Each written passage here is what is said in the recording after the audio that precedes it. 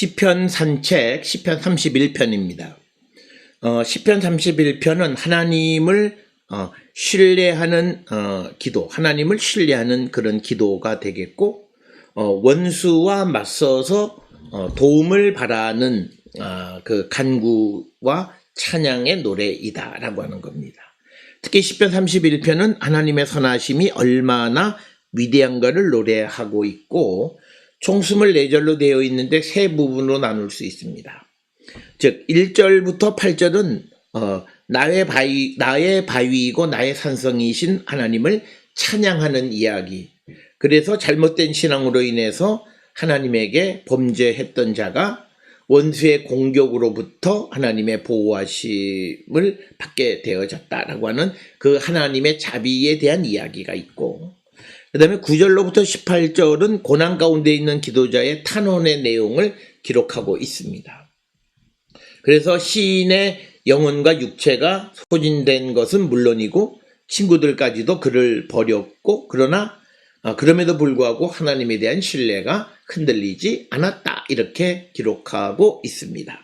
그러면서 19절로부터 24절에서 여호와를 사랑하라고 권면하고, 특히 19절로부터 22절에서 기도자는 자신의 기도가 응답되어질 것을 확신하는 그런 내용을 기록하고 있습니다.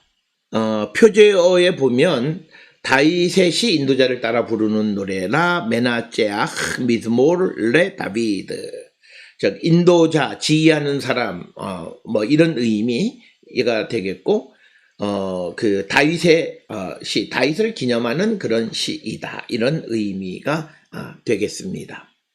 1절에 여호와여 내가 주께 피하오니 나를 영원히 부끄럽게 하지 마시고 주의 공의로 나를 건지소서. 즉 이 31편 1절에서는 하나님의 도움을 간절히 요구하는 그런 내용이 되겠습니다.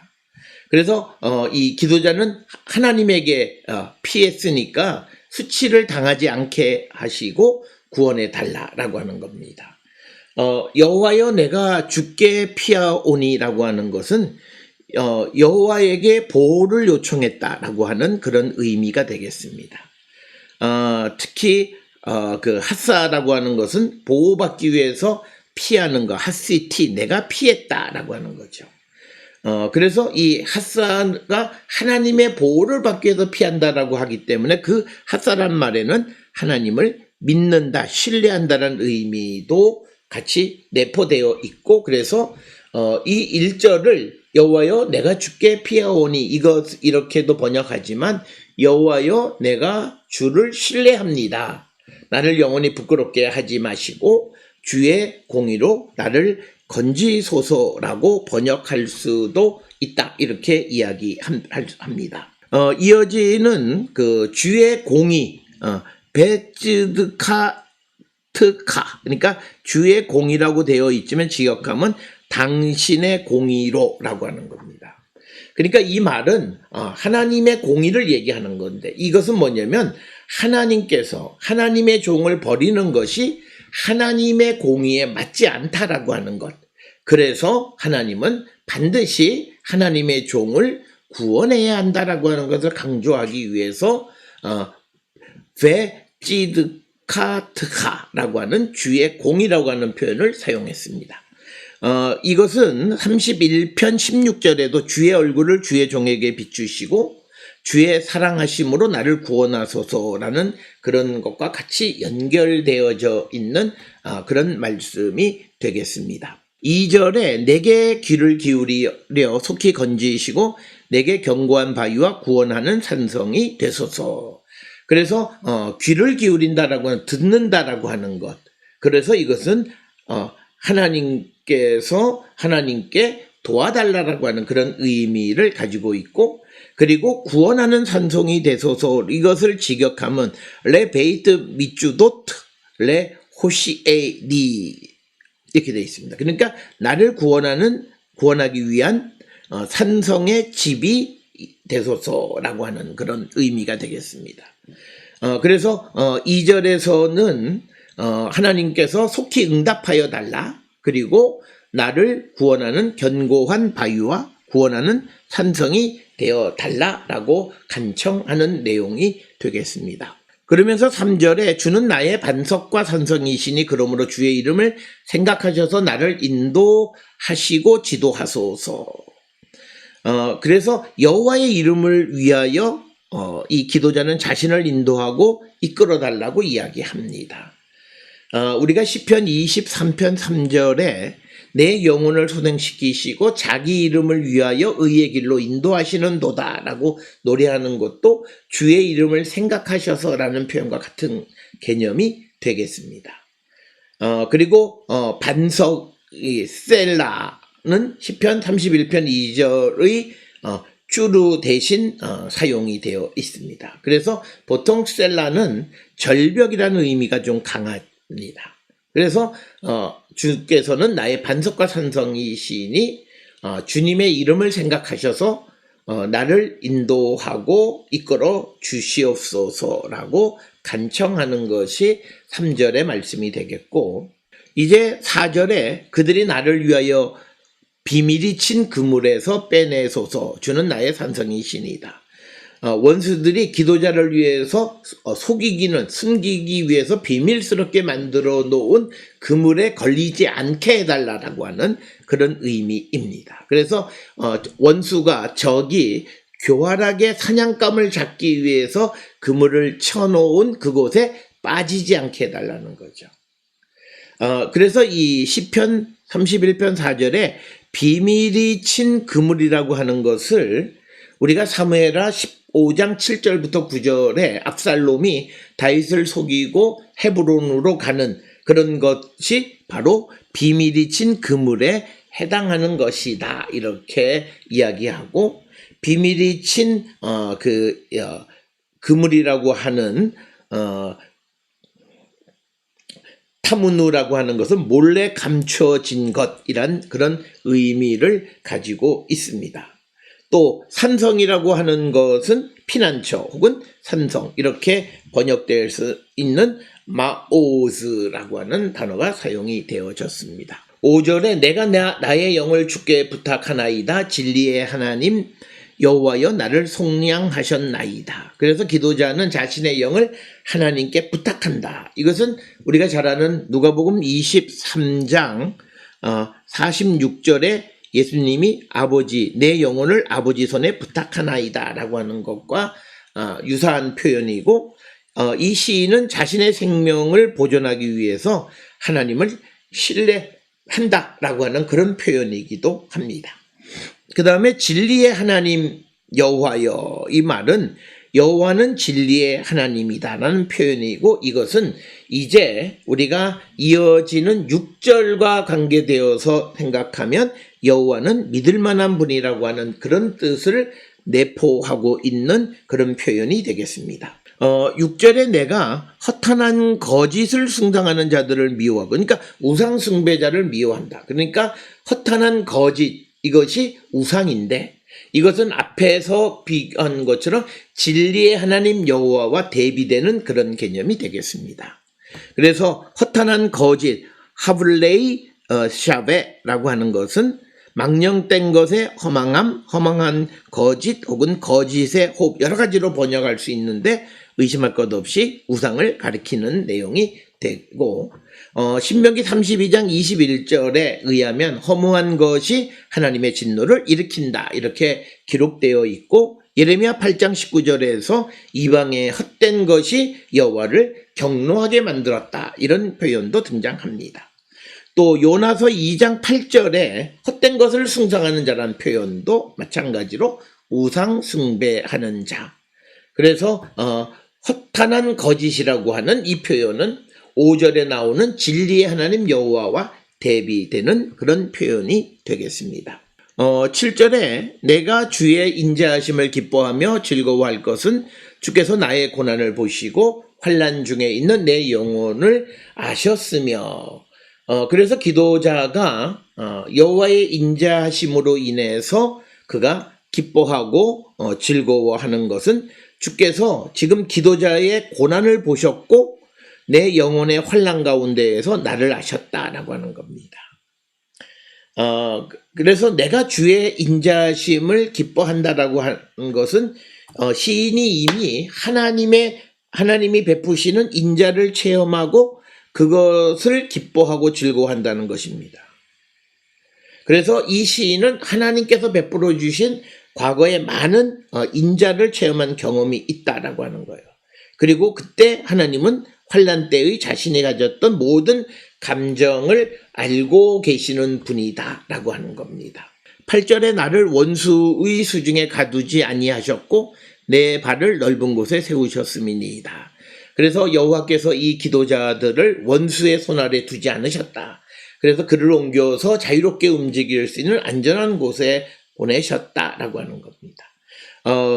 나를 원수의 수중에 가두지 아니했다. 그러니까 적이 나를 포위하도록 내버려 두지 않으셨다는 것이고, 내 발을 넓은 곳에 세우셨다라고 하는 것은 나를 옮겨서 자유롭게 활동하게끔 내버려 두셨다라고 하는 것입니다. 이것은 뭐냐면 사무엘상 23장 11, 12절에 의하면 여호와가 다윗과 그의 사람들을 그일랴 사람들의 손에 넘기도록 허락하는 이야기가 등장해요. 그러니까 뭐냐면 다윗이나 또는 하나님의 사람들을 그 원수에게 넘기느냐 넘기지 않느냐 하는 권한은 하나님에게 있다는 거예요. 그런데 지금 이 8절에서는 하나님께서 자신을 원수에게 넘기지 않고 거기에서 오히려 구원해서 옮겨서 나를 자유롭게 다니게 하셨다라고 하는 것을 노래하는 것이 8절이 되겠습니다. 9절에 여호와여 내가 고통 중에 있사오니 내게 은혜를 베푸소서 내가 근심 때문에 눈과 영혼과 몸이 쇠하였다. 그래서 이제 시편 31편 9절부터 18절은 1절부터 8절까지 내용과는 전혀 다른 분위기. 그래서 현재 고난의 상황을 묘사하는데 앞에 있었던 과거에 하나님이 베풀어 주신 자비하심으로 말미암아서 현재의 고난 속에서도 안심할 수 있다라고 하는 것입니다. 그래서 이 기도자는 자신이 고통 가운데 있으니 은혜를 베풀어 달라고 간구하는 내용으로 기록되어져 있습니다. 특별히 근심으로 번역이 된 카아스는 원래는 화로 많이 쓰는데 그 의미가 슬픔, 근심이라는 뜻도 가지고 있는 그런 단어가 되겠습니다. 10절에 내 일생을 슬픔으로 보내며 나의 연수를 탄식으로 보내며 내 기력이 나의 죄악 때문에 약하여지며 나의 뼈가 쇠하도소이다. 그래서 기도자가 자신의 일생에 슬픔으로 끝내야 하고 자신의 연수를 탄식으로 보내야 하는데 자신의 기력이 자신의 죄악 때문에 약해지고 뼈가 쇠한다. 이렇게 이야기하고 있습니다. 그래서 이런 것들을 통해서 보면 죄와 삶의 밀접한 관계와 특히 질병과 뼈가 쇠한다든지 또는 이 기력이 약해진다든지 이런 것들이 죄악과 밀접한 관계가 있음을 보여주는 그런 말씀이 되겠습니다. 11절에 내가 모든 대적들 때문에 욕을 당하고 내 이웃에게서 심히 당하니 내 친구가 놀라고 길에서 보는 자가 나를 피하였나이다.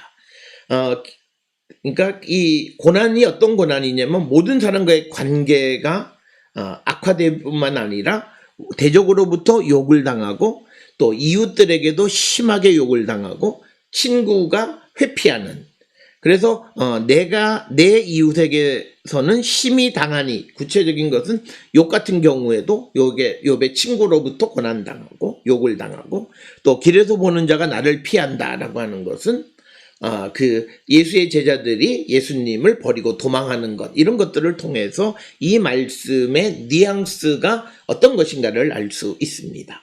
12절에 지금 이 기도자의 고난의 모습을 설명하는데 내가 잊어버린 바 됨이 죽은 자를 마음에 두지 아니함 같고 깨진 그릇과 같으니이다. 그래서 기도자가 사람들에게는 마치 죽은 사람들처럼 잊어버려졌고 깨진 그릇처럼 여겨진다라고 하는 겁니다. 그래서 시편 88편 5절에 죽은 자나 무덤에 누운 자 같이 다시 기억하지 아니한다, 이런 표현이 있는 것도 같은 것이고, 또 이사야 30장 14절에 보면 토기가 깨지면 아무 용도에도 쓸모가 없다라고 하는 그런 내용도 있는 것을 바로 이런 생각을 나타내는 것이 되겠습니다. 13절에 내가 무리의 비방을 들었으므로 사방이 두려움으로 감싸였나이다. 그들이 나를 치려고 함께 의논할 때에 내 생명을 빼앗기로 꾀하였나이다. 그래서 기도자는 많은 사람들의 비방으로 인해서 두려움에 감싸 있다라고 하는 거. 이거는 이사야 20장 10절에 나는 무리의 비방과 사방의 두려워함을 들었나이다라는 표현과 굉장히 유사한 그런 것이 되겠고, 그래서 이제 무리들이 이 기도자를 치려고 의논할 때 그의 생명을 빼앗기로 꾀했다라고. 이것은 이제 우리가 예수님에 대해서도 우리가 이 말씀을 그대로 적용할 수 있는 것이 되겠습니다. 14절에 여호와여 그러하여도 나는 주께 의지하고 말하기를 주는 내 하나님이시라 하였나이다. 14절에서는 자신의 두려운 상황 속에서도 하나님을 의지하고 하나님에 대한 믿음을 고백했다라고 하는 겁니다. 이것은 자신의 곤란으로부터 벗어나는 길은 오직 여호와를 의지하는 것이라는 것을 깨달았기 때문이다. 이렇게 설명할 수 있습니다. 15절에 나의 앞날이 주의 손에 있사오니 내 원수들과 나를 핍박하는 자들의 손에서 나를 건져 주소서. 이 말씀은 기도자의 미래, 나의 앞날이라고 하는 것은 베야드하 이토타이, 그러니까 나의 때가, 나의 시간이, 나의 때가 당신의 손에 있다라는 거예요. 그러니까 이것은 뭐냐면 인생의 어떤 삶의 변천, 이 모든 것은 하나님의 통제 아래에 있다라고 하는 거예요. 그래서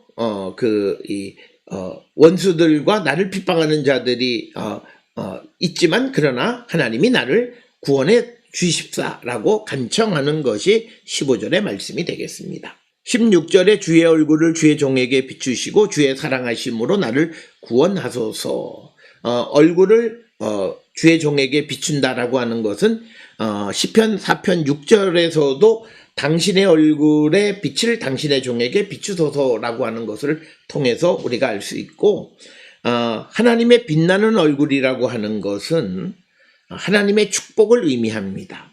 그래서 하나님의 복을 내려달라라고 하는 것이 얼굴을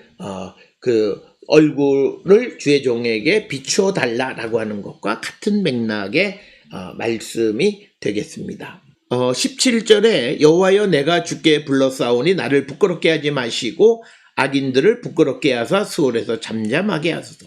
이제 17절, 18절 두 곳에서는 이 악인들을 잠잠하게, 그래서 17절에서는 수월에서 잠잠하게 해달라, 그렇게 간청하는 이야기고, 이 내용은 시편 31편 1절에서도 언급되었던 것을 다시 한번 반복하는 그런 말씀이 되겠습니다.